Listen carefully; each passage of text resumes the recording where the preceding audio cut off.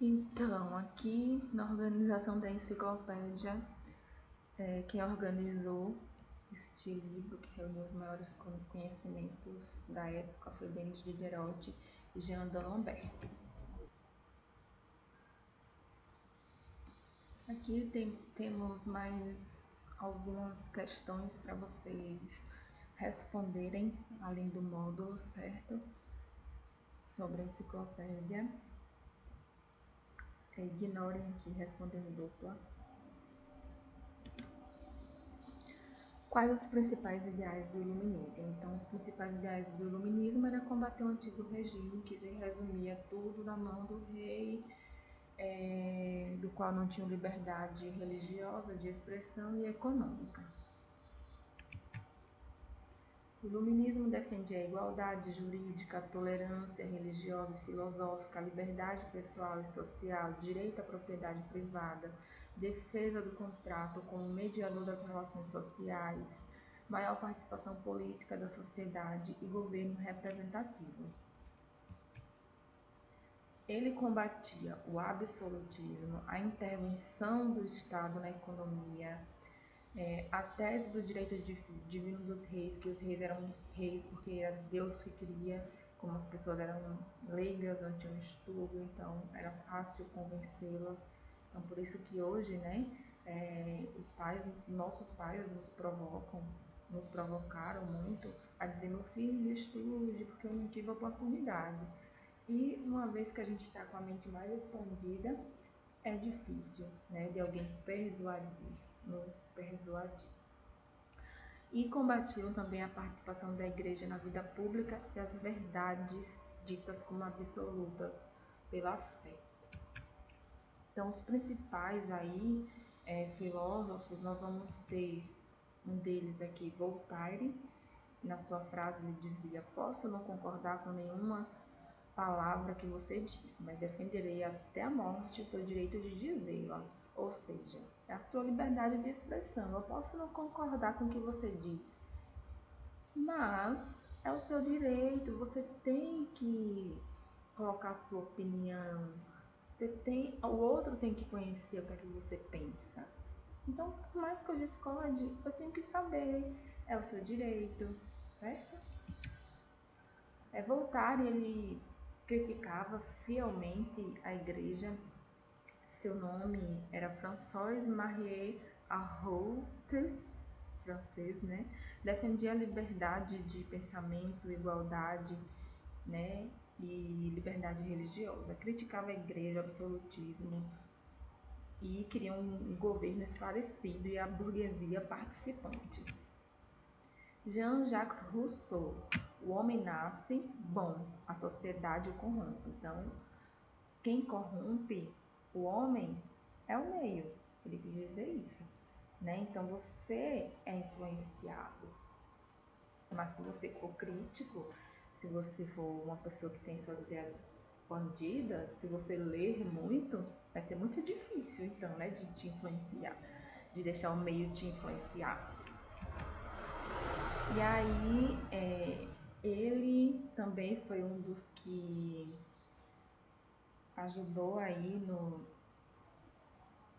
na questão da formação da enciclopédia, com seu contrato social, seu discurso sobre o contrato social, que defendia a ideia de um Estado democrático, né? O povo que tem que escolher todo o direito e igualdade a todos, né?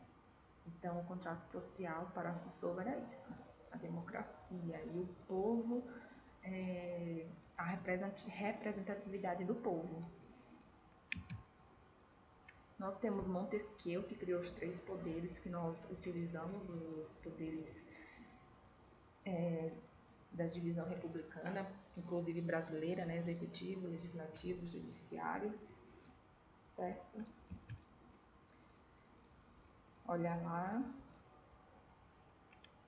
todos, né, sabemos aí a nomenclatura desses 3 poderes. Eles são autônomos, certo? Eles independem um do outro, mas é claro que o executivo, né, existe uma hierarquia em termos de informação, né?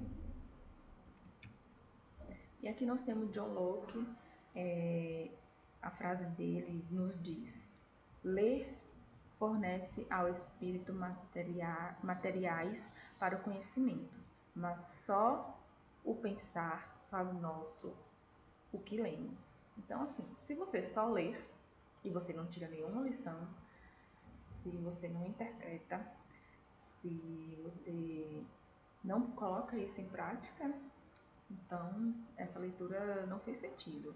Então ele fala assim que de fato é o nosso pensamento o que mais é válido, né, do que você abstraiu daquela leitura.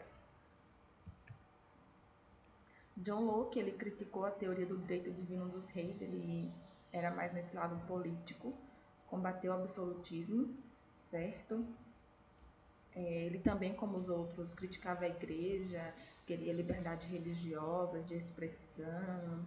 E ele também, ele tem uma teoria bem interessante, que é essa, da questão da tábua rasa, que ele dizia assim, que o homem, ao nascer, ele é como uma folha em branco. Não tem nada, né? Sua história ainda vai passar a ser escrita. A partir, como é que a sua história vai ser escrita? A partir do momento que você nasce, você vai constituir suas experiências e ali seu livro está sendo escrito. Então você deixa de ser uma tábua rasa, uma folha em branco, a partir das suas vivências, das suas experiências, do seu conhecimento e principalmente dos seus pensamentos. Então aqui é um resumão básico do iluminismo na teoria econômica, queria combater o absolutismo, né? E assim surgiu a fisiocracia, a questão da liberdade econômica, e um dos representantes da fisiocracia foi o Adam Smith, certo? Então a palavra quer dizer governo de natureza. Os filósofos economistas fisiocratas eram chamados de fisiocratas, né? Os que defendiam a fisiocracia. E eles defendiam a liberdade econômica, a liberdade de concorrência, a liberdade de mercado, a lei da oferta e da procura. Então, é o que nós temos hoje, né? Tipo, o Estado ele não interfere na economia. Então, existe a concorrência, cada um vende o produto que quer, tem a loja que quer. Eu posso ter um supermercado, você também pode ter um supermercado, mas você vai botar o seu preço, eu vou botar o meu, eu vou fazer a minha propaganda, meu marketing. E isso é o que vai diferenciar, o que vai chamar o cliente, né? Então, isso aí é a liberdade, que, resumidamente, né, chama-se a fisiocracia, a liberdade econômica. E aí, lá em francês, eles falavam laissez-faire, laissez-passer, deixar fazer, deixar passar, certo? Criticavam o mercantilismo, que era tudo na mão do rei, claro. E um dos principais críticos dessa área aí da economia foi o Adam Smith. Sua principal obra foi A Riqueza das Nações, certo? Ele queria um mercado livre para todos, defendia isso. Então aqui François Quesnay, também aí no lado da economia, criticava o mercantilismo, foi ele que falou essa frase, laissez-faire, laissez-passer, né? A obra dele também foi contida na enciclopédia. E outros que, claro, não são muito falados, né? Thomas Roberts, David Ricardo, John Stuart Mill. E nós temos outros conceitos a falar, que é a questão do déspota. Surgiu a partir de então, com os filósofos iluministas, os déspotas esclarecidos. O que é que significa déspota? O déspota era o rei. Rei esclarecido. O que é um rei esclarecido? Um rei esclarecido era um rei que não queria largar o seu poder e para isso passou a aceitar algumas ideias iluministas, né? Dando prioridade à escola. Claro que não era tudo que eles faziam, senão eles iam perder o poder deles. Mas essa questão de dar direitos ao povo, né? Escolas, abrir estradas, algumas poucas coisas. E a exemplo disso, desses 10 portais esclarecidos, as principais práticas adotadas por eles eram o fim da barreira comercial e da censura aos livros, ampliar o acesso à justiça, dar assistência social aos mais necessitados, incentivar a educação, a arte e a economia. Tá vendo, né? Não era muita coisa, não. Algum deles foram Catarina II da Rússia, Frederico II da Prússia, José II da Áustria, Marquês de Pombal, que incentivou inclusive ideias iluministas aqui no Brasil, tirou a questão da catequese feita pelos jesuítas, né, que obrigava os índios a se converterem ao cristianismo. E aqui nós temos algumas práticas que seria bom para fazermos juntos, mas se não estamos juntos, vamos tentar fazer. Tem uma música bem legal que eu vou gravar aqui para vocês, certo? Uma paródia. E a partir daí, eu gostaria que vocês lessem aqui o passo a passo do...